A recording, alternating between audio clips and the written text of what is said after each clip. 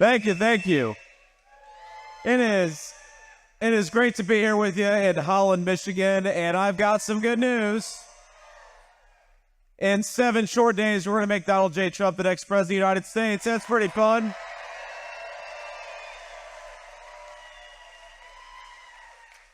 Now, I want to give, before we get started, some shout-outs here to some very special guests. And, of course, first of all, we're so thrilled that all of you are here to join us. I know that we had so many people that we've got an overflow room with about 500 folks, so I just want to say hello to them.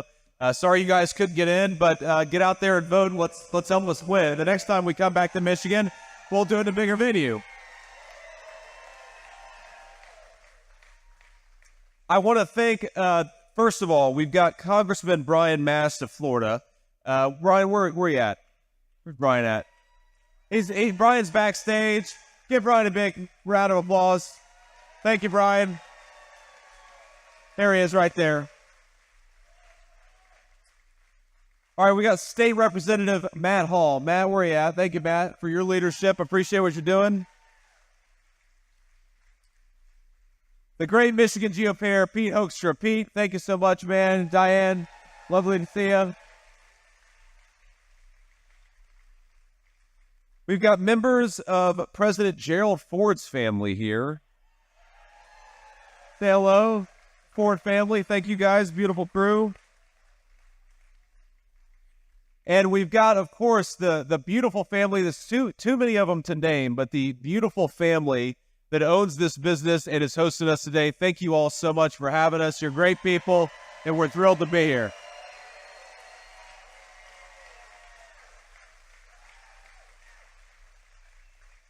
So, I was thinking that I actually feel bad for Governor Tim Walz in Minnesota, and I'm probably the only person in this room who feels bad for Tim Walz because he's actually got, in a lot of ways, the hardest job in American politics. He's got to go around the country and try to pretend that Kamala Harris is fit to serve as president of these United States. And you think about it, what Governor Tim Walz has to do, and we should, I know we've got a lot of church-going folks in this room, and we love you. We're thrilled to have you. We ought to spare a prayer for Governor Tim Walz, because think about it. This guy's got to go around and pretend that Kamala Harris isn't the cause of the inflation and the affordability crisis affecting American families. He's got to go around and pretend that even though Kamala Harris said she was going to open the border, he's got to pretend that she somehow cares about border security. And he's got to pretend that the vice president who presided over the most chaotic situation in the world is somehow going to be a president of peace and prosperity. He's also got to pretend that Kamala Harris actually has ideas for how to govern the United States of America.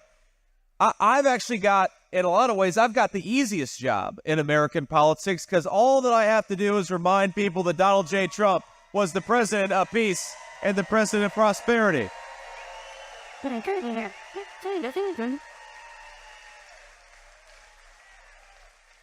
I get to remind people that when Donald J. Trump was president, inflation was at 1.5%. That's pretty good. I get to remind people that when Donald Trump was president, we had the fastest rising take-home pay in a generation in the United States of America.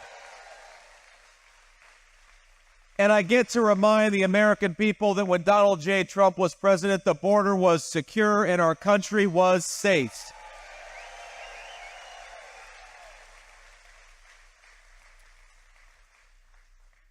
Now, the thing about Kamala Harris, and I will, you didn't expect me to be bipartisan today, but here I am saying something nice about Governor Tim Walz and something nice about Kamala Harris.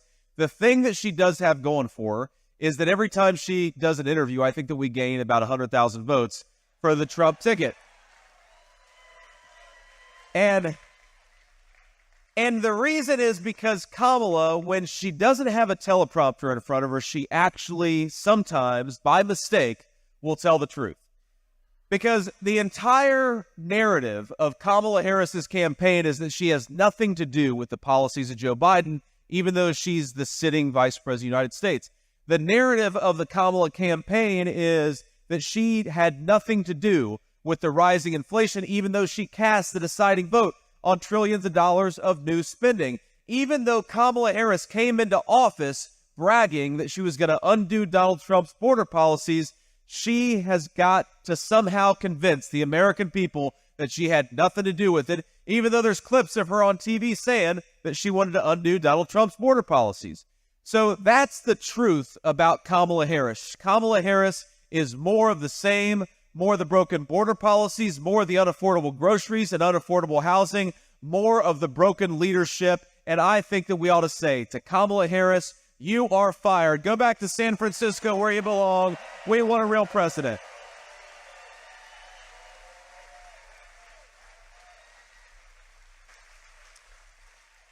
Now, of course, we're going to do that in 7 days, but it's funny. Kamala Harris sometimes gives us a little bit of help along the way. And that's what's so interesting is, you know, the media says that she only does softball interviews, right? So she'll do an occasional interview with a tough journalist, like one or two over the course of the whole campaign. But she only mostly does softball interviews. And I know we got a lot of baseball fans in the room. And the problem with a softball interview is you've still got to be able to hit a softball. And I don't know that Kamala Harris can hit a T-ball based on what we've seen from some of these interviews. Because, again, she is trying to run away in her scripted speeches as far away from the record of the last 4 years as possible. She's trying to pretend that she's the change candidate, even though we know she's the candidate of more of the same broken policies. And yet a couple weeks ago, she gave an interview on The View. And in that interview, she kind of admitted that she's been lying to the American people for the past 3 months. Now, you will never hear me complain about running for Vice President of the United States. It is the great honor of my life to stand here in this beautiful facility in front of all of you and to ask you to make me your next Vice President. That's an incredible thing, and we're thrilled about it. And I'm having fun.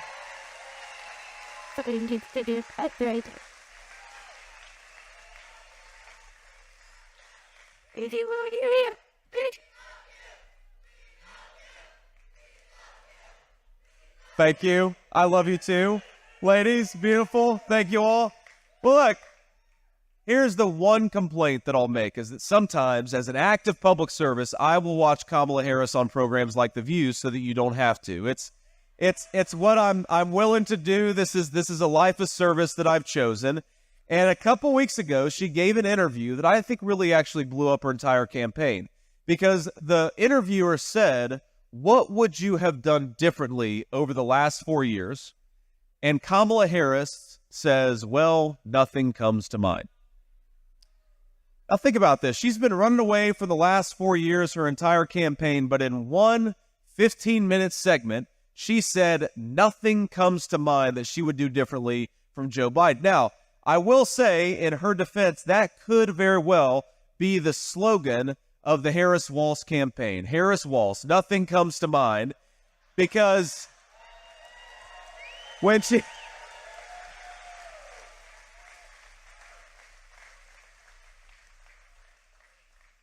But we know that when Kamala Harris says she's going to fix the border, and you actually ask her, well, how are you going to fix the border? She'll say, well, nothing comes to mind, right? We know that our fellow citizens are struggling to buy groceries, struggling to put food on the table, struggling to afford housing. What is Kamala Harris's answer to those problems? Nothing comes to mind. And this is true of nearly every problem we're confronting as a country, and we can laugh and we can have a good time. And by the way, I think that we're having a lot more fun on the Trump campaign than the Harris campaign is having right now.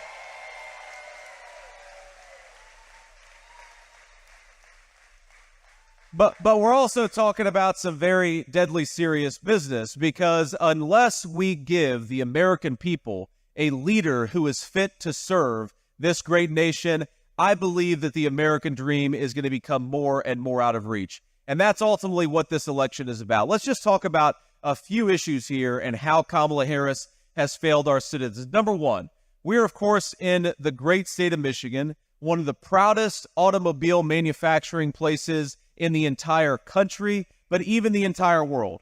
And yet Kamala Harris came into office promising job-killing EV mandates and subsidizing rich people to buy electric vehicles that are made in China instead of supporting the great Michigan auto workers who build the best automobiles in the world. Now, I think that's a scandal. President Trump and I actually take a slightly different approach to the car issue. We think, number one, that we ought to make car loan payments tax deductible to empower Americans to pay their bills. But we also follow a very basic principle that this is the United States of America, and so you ought to be able to drive whatever automobile you want to, because we believe in the freedom to choose.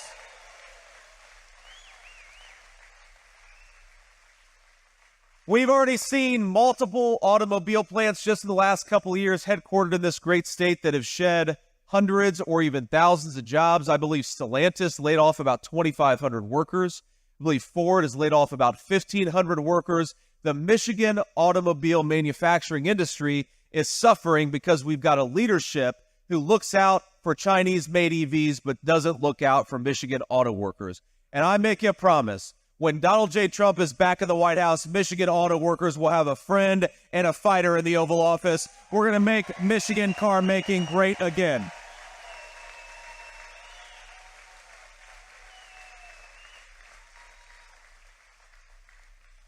You know, it's being here is fun, but there's a certain sadness when I talk to people because they recognize that financially they're worse off than they were 4 years ago. I think the excitement that we feel in this room is excitement in the knowledge, hope in the knowledge that we can do a lot better in the United States of America, but there are a lot of our fellow citizens out there who are struggling financially in a very big way. Now, I'm 40 years old. I actually turned 40 just a couple of months ago, right after I became the VP nominee. And I will tell you, I used to say all the time, especially right after my birthday, how angry I was that I had just turned 40. And then, you know, somebody who had just turned 60 or 70 would come up to me and tell me to shut the hell up. That I was lucky that I had just turned 40. So I took that line out of my speeches. But in 40 years, for the first time, we have our fellow citizens who are worse off financially than they were 4 years ago. And, you know, sometimes politicians can make this stuff more complicated than it needs to be. A very simple question, especially to the swing voters all over the state of Michigan, is, are you better off than you were 4 years ago? And for most of us, the answer is no.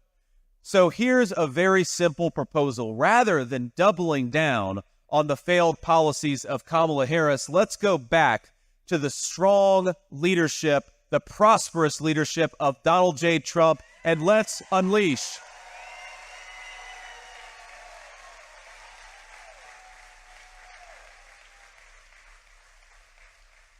Let's unleash a golden age of prosperity, the likes of which this country hasn't seen. Let's make this country great again. Let's make life affordable again, and let's get back to some common sense leadership, the common sense leadership of Donald J. Trump.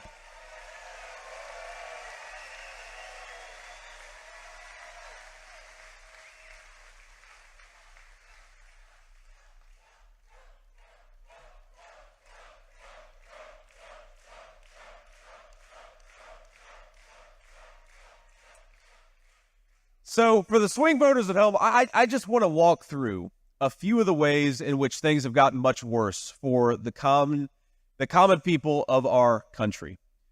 25% increase in grocery prices in the state of Michigan.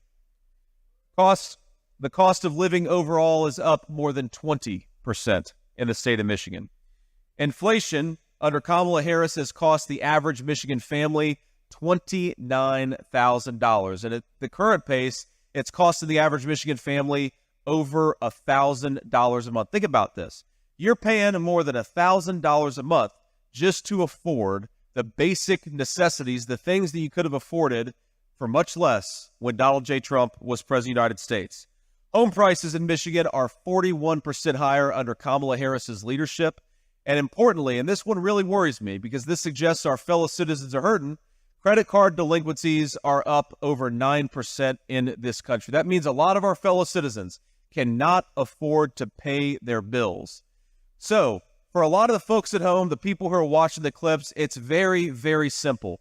We have got two choices in this country. We have got the pathway of higher grocery prices, higher housing prices, a wide open southern border, and then we've got the Donald J. Trump pathway of peace, prosperity, and an affordable American dream. In 7 days, let's choose the pathway of peace and prosperity.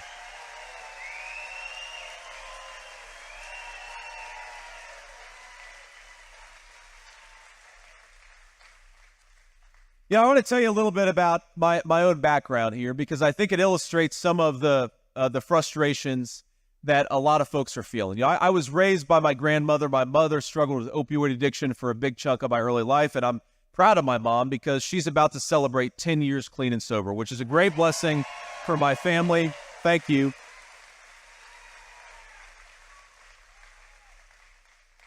But I remember when I was a kid, and sometimes times were especially tight.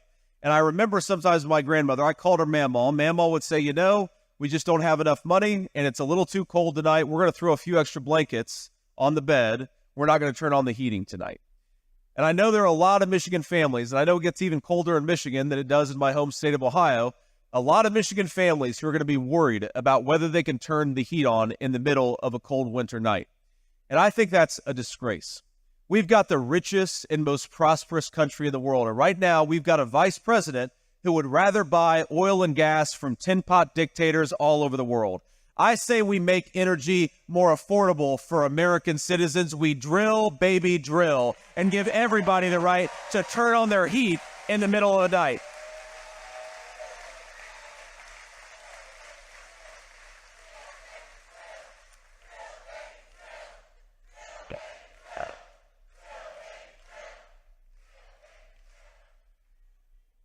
It's funny when the media sometimes they'll ask Kamala Harris, they'll say, well, what is your exact plan to lower the price of groceries and housing and all the things that have gotten more expensive thanks to your policies? And Kamala will say, well, I grew up in a middle-class family. Or they'll say, what is your plan to close down that southern border that you bragged about opening just 3.5 years ago? And she'll say, well, I worked at McDonald's and I made the hash browns and I was very good at it. And by the way, I don't even know if I believe that anymore. I think that maybe President Trump has worked at McDonald's for longer than Kamala Harris has. But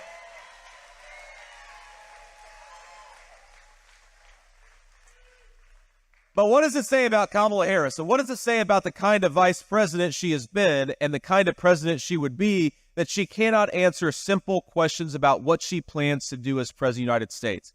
And one of the things that I think it says is that Kamala Harris is not so much a candidate as representative of a broken machine in American life. She doesn't so much want to be the president. She wants to just follow orders, I believe, from the same people who have broken our country over the past 20 years. Think about it.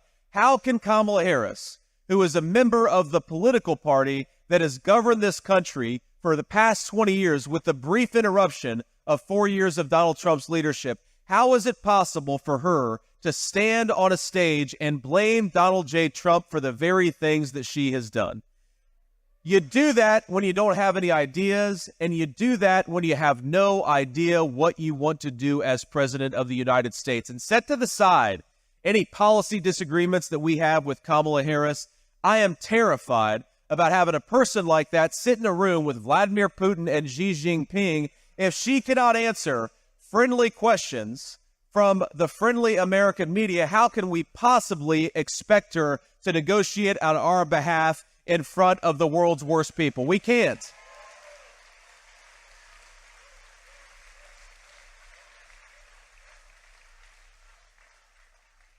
And the thing that she's done the worst at, of course, there are so many issues that we could talk through, so many issues where I think the American people agree with our common sense approach. I mean, for starters, why don't we just educate children in American schools and stop indoctrinating them? Why don't we ensure that every kid has a good education?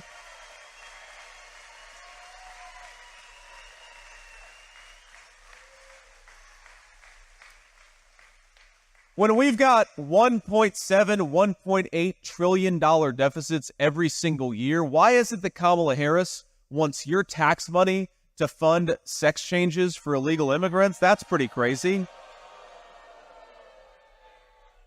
So we could go through so many issues, so many areas where Kamala Harris has failed, but I think there's no issue where she's failed more significantly than what's going on at the American southern border. And we've got to remember, again, that she came into office bragging that she would undo Donald Trump's Remain in Mexico policy, and she did. She came into office saying that she would suspend deportations, and she did. She came into office saying that she would stop building the wall, and I've been to the border more than our illustrious border czar, and you will find pieces of that beautiful border wall just laying on the ground, rusting and collecting dirt because Kamala Harris refuses to do her job. Now, President Trump and I have a slightly different approach when it comes to border security. Our attitude is, if you came in this country illegally, pack your bags because in 3 months you're going back home.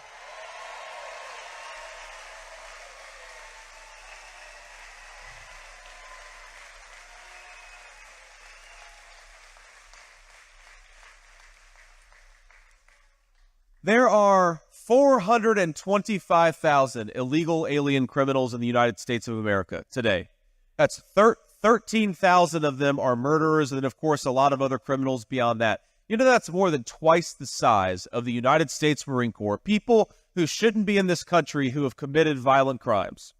We've got 85,000 children in Michigan public schools who are the children of illegal aliens, and, of course, we know that a lot of those students don't even speak English. Now, what happens to the quality of a Michigan school when you have thousands upon thousands of children who don't even speak English? We know what that means. The guidance counselors and everybody else have to distract resources from the children of American citizens to focus on the children of people who shouldn't be here. And that makes everybody's education worse off.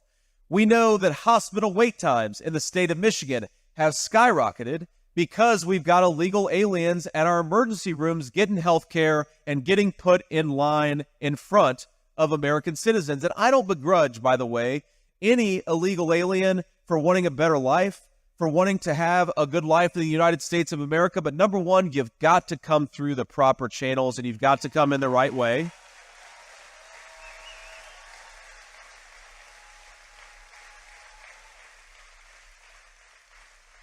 And number two, the interests of the American people, that is what the American president serves. We've got to have an American president who puts our citizens first, puts their interests first, and spares their compassion for the kids in the United States of America that don't have good health care, don't have good access to education because Kamala Harris won't do her job.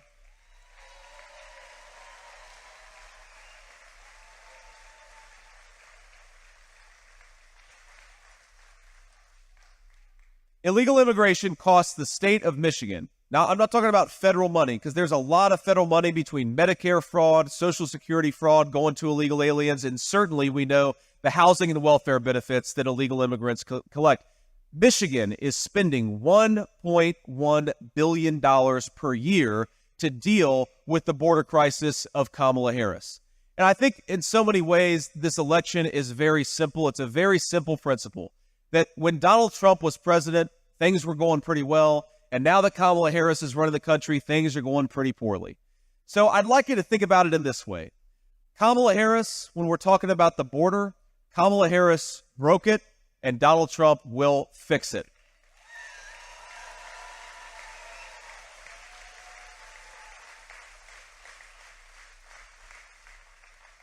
The cost of living is over 20% higher for Michigan families. On the economy, Kamala Harris broke it, and Donald Trump will fix it.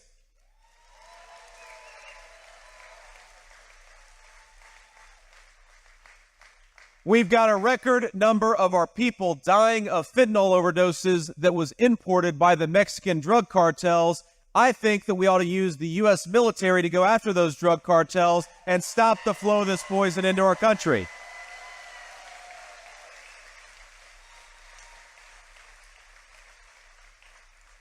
But again, when it comes to record numbers of young Americans dying of overdoses, Kamala Harris broke it, and Donald J. Trump will fix it. That is what this election is all about. Now, look, you don't have to agree with me on everything. You don't have to agree with everything that Donald Trump, every policy viewpoint of me or President Trump. You don't have to agree with everything that we say. But I think most Americans, most fair-minded people would look at the past 4 years, compare it against the successful leadership of Donald Trump and say, look, Donald Trump built a great economy. He secured the border. He did so many good things. Kamala Harris broke it. Now let's put Donald Trump back in there to fix what Kamala Harris has broken.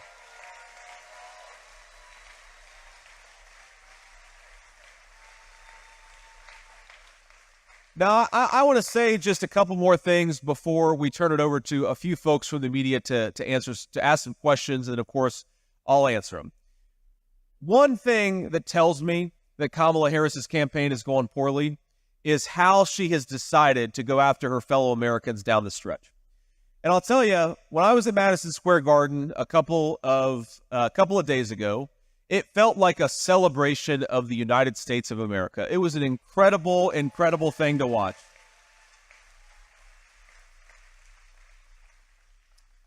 You know, my kids were there. My wife was there. My 7-year-old told an inappropriate joke to Donald J. Trump, which, luckily the president took it in stride.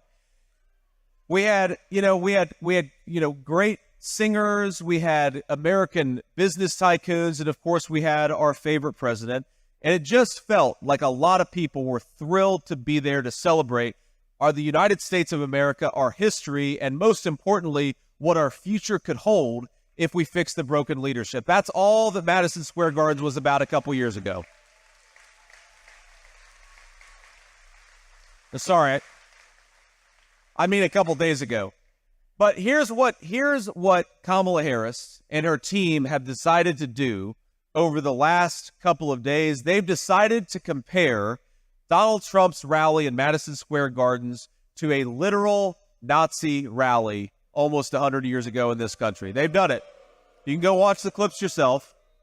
Even though I believe Bill Clinton, just a few short years ago, accepted the Democratic nomination in Madison Square Gardens when a bunch of people who just want to close down the border and get back to affordable prices gather to celebrate the future of our country, they called us literal Nazis.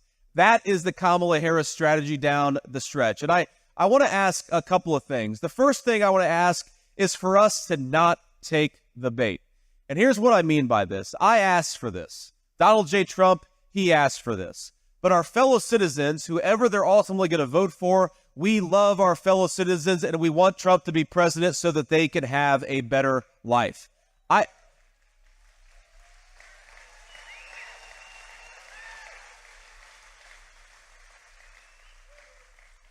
I don't care that Kamala Harris and Tim Walz attack me, and I don't care that they criticize us for this policy view or that policy view, but I think it is disgraceful for a person who wants to lead this great nation to call half of her fellow citizens Nazis because she disagrees with their politics.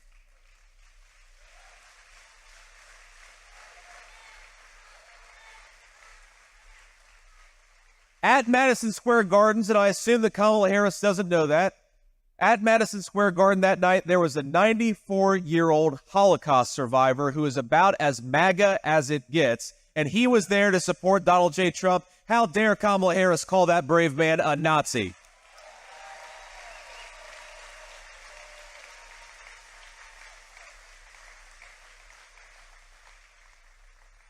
How dare she attack the citizens of her own country for daring to tell her that she's done a bad job? How dare she call her citizens, her fellow citizens, racist for wanting to secure the southern border? How dare she call us fascists for wanting more affordable groceries for our children? Kamala Harris, if you want to look at the face of disloyalty to the United States of America, look in the mirror. Don't attack your fellow citizens for loving this country enough to fight for it.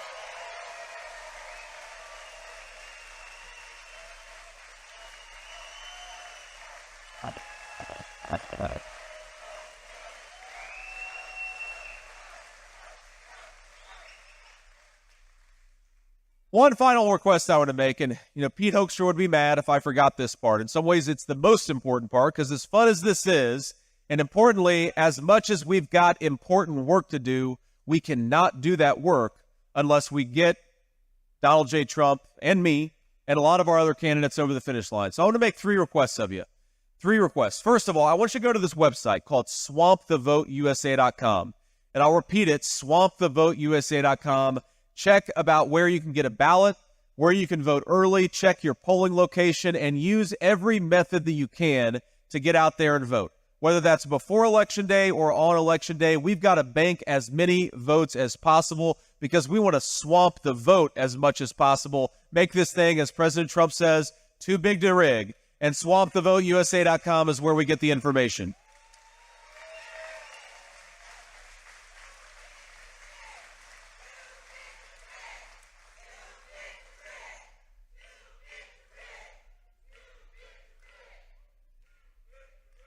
The second request I want to make is for everybody, and I see a lot of you got your phones. Take out your phone and take a photo before we wrap. And again, we'll have a little bit of time because I'm going to take some questions from reporters and post on social media, send texts around, make some phone calls. Just talk about why you're voting for Donald J. Trump.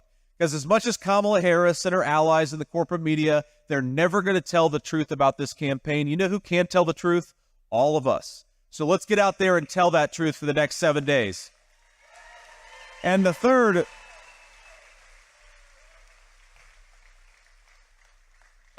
request I'm going to make is that I want every single person in this beautiful facility, every single one of us, to get out there and vote 10 times. And here's what I mean. I mean vote 10 times the legal way. And the way to do that is to take yourself to the polls and then take 9 of your friends and family with you. Let's all commit to doing that because this state is within victory, but only if we get out there and work for it.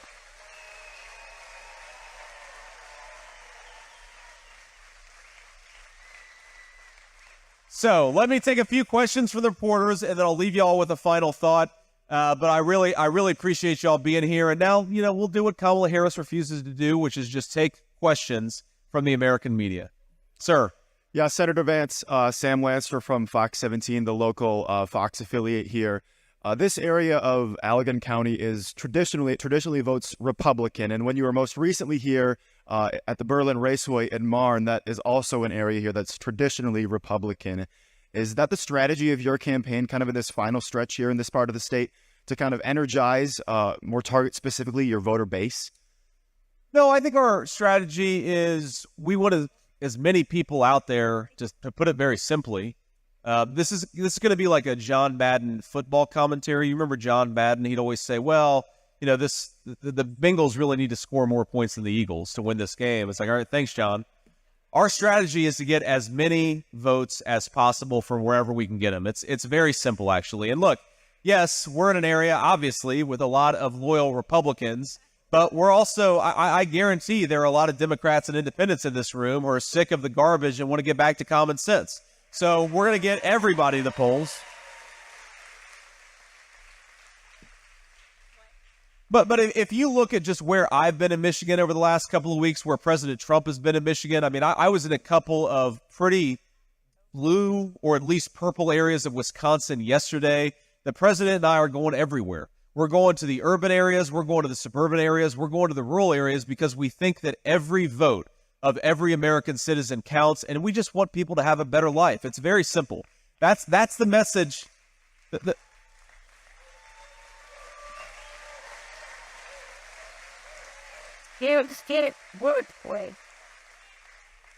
message of our campaign is that the American people could have such a better life if we just fix the broken leadership in Washington, D.C. Kamala Harris broke it. Donald J. Trump will fix it. That's why we got to win in 7 days. Thank you. Next question. Thank you, Senator Josh Albertus, WZZM 13. Our in-person statewide early voting period started over the weekend here in Michigan. It's the first one we've been required to have for a general election under the state constitution. At first, a few years ago, some early voting like absentee voting, many in your party were skeptical of it, but now we've seen signs about mail-in early voting around the room and at other events on the trail. What do you think may have been the turning point have been for portions of your party in this year's campaign to embrace it? And what would you say to people who may still be skeptical about those systems? Well, look, I understand the skepticism because I think a lot of Americans would rather have election day rather than election season. But as President Trump has said, it is what it is. And you can't have one campaign trying to take advantage of every opportunity to vote, that being the Kamala Harris campaign. If that's going to happen, then the President Trump campaign has got to take advantage of every opportunity to vote too. And that's all that's happened, is I think that, you don't have to agree with the particular change, but you've got to accept the rules as they're actually set for the game. And the rules for this game is that we need to bank as many votes before Election Day as we can. So get out there and vote early, vote often, and that's simply our message. Next question. Hi, Senator Vance. This is Elizabeth Mitchell from the Daily Signal. Former President Trump has said that he would ban transgender procedures for minors without parental consent. Would the...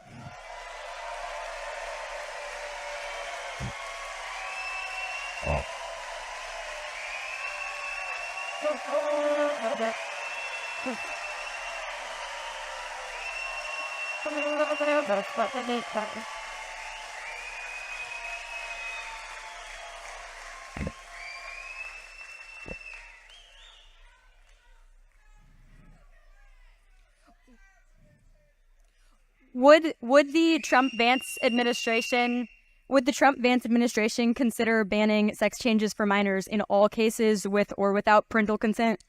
Well, look, I think sex changes for minors, permanently altering either chemically or surgically the body of a young child, is crazy.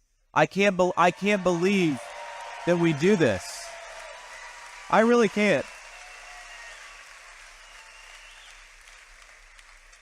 And I think it's so. I think it's so sad for these poor kids who, they're teenagers, they're adolescents. Maybe some of them, in really bizarre cases, are even preteens. We used to in this country recognize that adolescence was a tough time to grow up. That we try to encourage people to accept themselves. Now you have some very sick people who, when an adolescent is struggling with a problem, they say, "No, don't accept yourself. Go and surgically alter yourself." I think that's an insane way to talk to our young people, and we ought to stop doing it.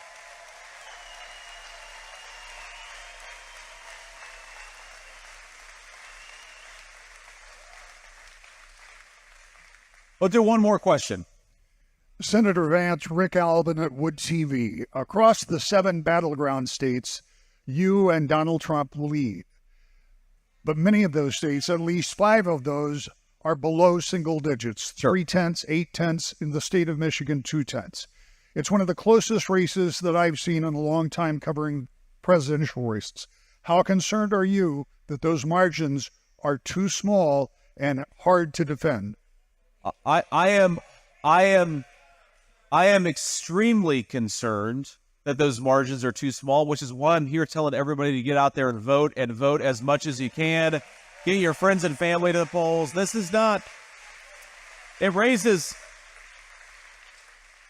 a good point. I mean, knock on wood, because I'm a little superstitious here, but look, we are in a very, very good place in this race. I really do believe that Donald J. Trump is going to win the state of Michigan and become the next president of the United States.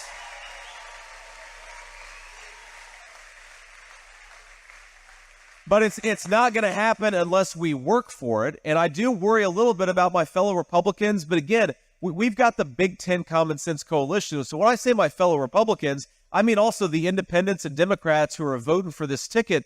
We have got to keep working for it. We cannot get complacent here. We know the other side is going to try to pull every trick in the book to make Kamala Harris the next president of the United States. Now, that is nightmare fuel for me and my family, and I imagine for most everybody else in this room, so we've got to work hard at it. Now, traditionally, of course, polling has always been very bad to Donald J. Trump. It's typically radically understated his support, but here's what I ask myself all the time. What if this is the one time the polls are overstating the support of Donald J. Trump?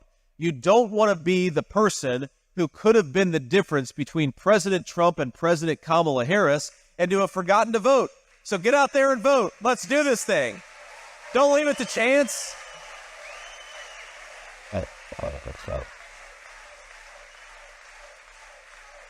Because here's what it's ultimately at stake. And I want to remind you, as you're working hard over the next 7 days, and again, we've got plenty of room and plenty of space for people who want to volunteer, who want to phone bank, but the most important thing you can do is to get your friends and family who would vote the right way, make sure they actually get out there and get to the polls. Because a lot of folks, what we see right now is that Democrats are not getting their people who don't vote that often, those people are standing at home for the Democrats. The people who are going to vote for Donald Trump but don't always vote all the time, we got to make sure they get out there and get to the polls. That's really the name of the game. But you got to remember, this is not about beating the Democrats for its own sake. As much as fun as it will be to beat Kamala Harris and the Democrats on November the 5th, trust me, I'm going to enjoy it more than any person in this room. Why are we trying to beat the Democrats in this election? It's to give the American people the leadership that they deserve. That's what this is ultimately about.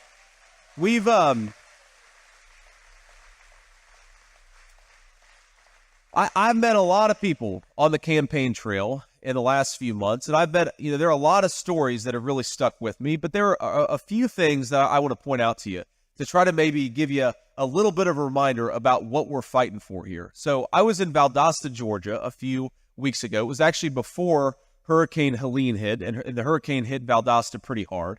And I was in what the sheriffs called the interdiction room, where they got all the drugs and all the illegal guns that they had captured from the Mexican drug cartels, and they put it all in this room. And it's, bags upon bags of marijuana. There's illegal guns on the table. There's pills. There's fentanyl. There's meth. There's everything in this room. This small Georgia community overwhelmed with drugs, trafficked, thanks to Kamala Harris's border policies. And I looked on the table. There was something out of place. It was Sour Patch Kids and Nerds candies. I said, what is that? That doesn't look like drugs to me. And the sheriff said, yes, sir, that actually is drugs, because the Mexican drug cartels have figured out that if they disguise the illegal drugs to look like child's candy, they can traffic it into our country much easier. And we all know, especially those of us who are parents and grandparents, know that what's going to happen is one of those packets of candy is going to find its way to a playground in the United States of America. A child is going to open up a piece of candy and pay for that with their life. And that is what Kamala Harris's border policies are doing to this country. I mentioned that my mom struggled with addiction. Well, we got a second chance with my mom, and now I can't think, I don't go a day without thinking what an incredible grace and what an incredible blessing it was that I got to see my mom become a great-grandmother to our 3 children. But how many, when 100,000 people are dying of drug overdoses in this country every single year, how many American families are getting robbed of their ability to get that second chance with their loved one, with their kid, with their mom or dad? That is what Kamala Harris's open border is doing to this country. I'll tell you about another woman I met. She told me that for 40 years, and this is a retiree, for 40 years, she and her husband did steak night on Friday night. I'm not talking about going to a fancy steakhouse to get a steak. I'm talking about going to the grocery store and grilling out. And we all know that it's those little rituals with our friends and family that actually make life meaningful and worthwhile. These are the things that we look forward to. For 40 years, she had done steak night in good times and bad, and she stopped doing steak night last year because under Kamala Harris's unaffordable groceries, she just could not afford to do steak night with her husband. But she looks forward to getting back to it in slightly better times. We've got